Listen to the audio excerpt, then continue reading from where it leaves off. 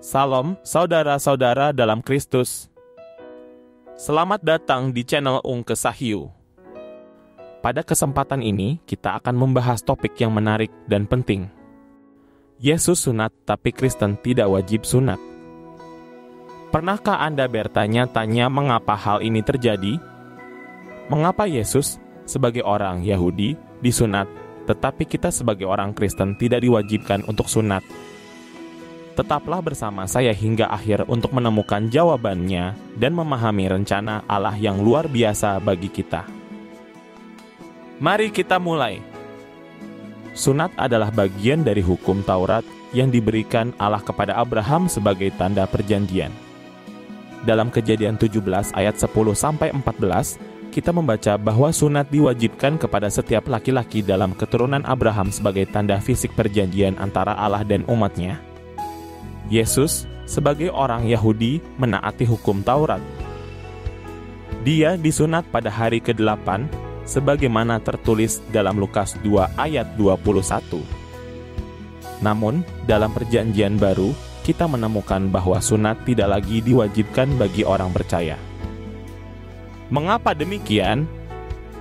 Hari ini, kita akan menggali lebih dalam alasan teologis di balik perubahan ini dan apa maknanya bagi kita sebagai pengikut Kristus. 1. Sunat sebagai tanda perjanjian dalam Perjanjian Lama. Pertama-tama, kita perlu memahami bahwa sunat adalah tanda perjanjian antara Allah dan Abraham.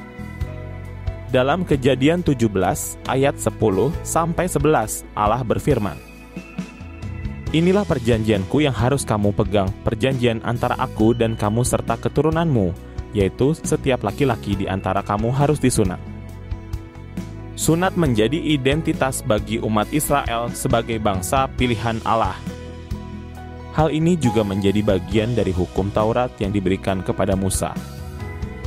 Sebagai seorang Yahudi, Yesus menaati hukum ini. Dia disunat sesuai perintah dalam Taurat seperti yang tertulis dalam Lukas 2 ayat 21.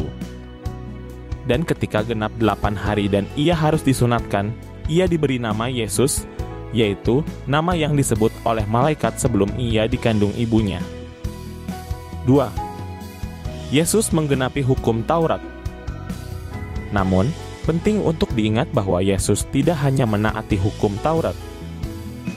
Dia datang untuk menggenapinya. Dalam Matius 5 ayat 17, Yesus berkata, "Janganlah kamu menyangka bahwa aku datang untuk meniadakan hukum Taurat atau kitab para nabi. Aku datang bukan untuk meniadakannya, melainkan untuk menggenapinya." Artinya, melalui kehidupan, kematian, dan kebangkitannya, Yesus memenuhi semua tuntutan hukum Taurat. Ini termasuk sunat sebagai tanda perjanjian. 3. Sunat hati dalam Perjanjian Baru. Dalam Perjanjian Baru, Paulus mengajarkan bahwa yang terpenting bukanlah sunat fisik, melainkan sunat hati. Dalam Roma 2 ayat 28-29, dia berkata sebab yang disebut Yahudi bukanlah orang yang lahiriah Yahudi. Dan yang disebut sunat bukanlah yang lahiriah, yang dilakukan secara lahiriah pada daging.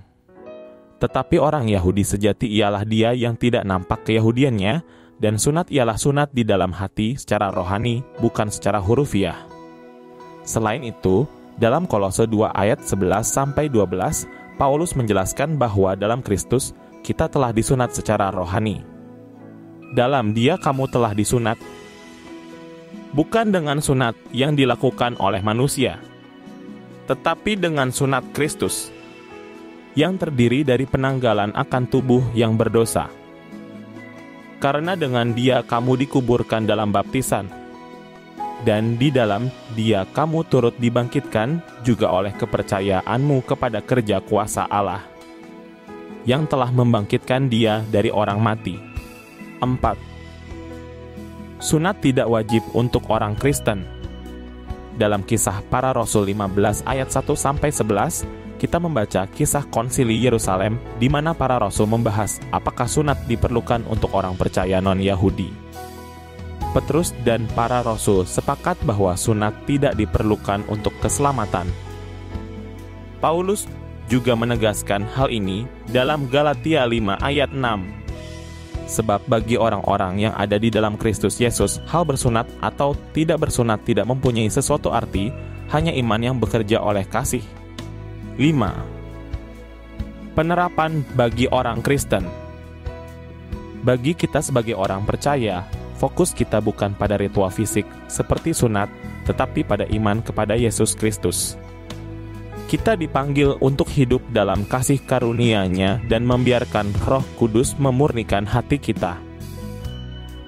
Kesimpulan, melalui pembahasan ini, kita belajar bahwa Yesus disunat untuk menggenapi hukum Taurat, tetapi Dia telah membebaskan kita dari kewajiban hukum tersebut melalui kasih karunia-Nya.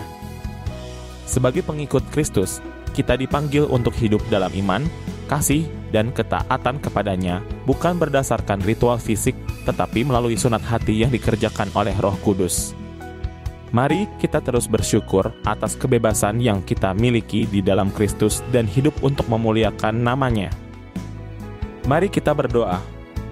Tuhan yang penuh kasih, terima kasih untuk pengajaran-Mu hari ini.